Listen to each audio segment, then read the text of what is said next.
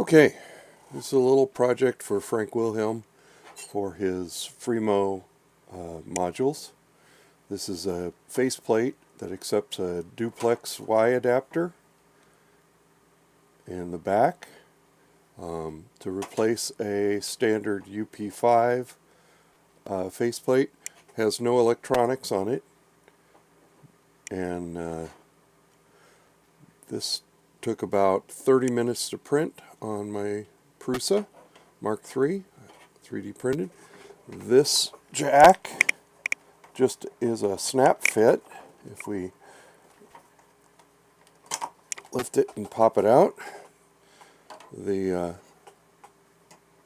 kind of a U-shaped channel with some little ribs. Let's see if I can get those in where you can see them. There's some ribs inside there to trap the duplex adapter in there.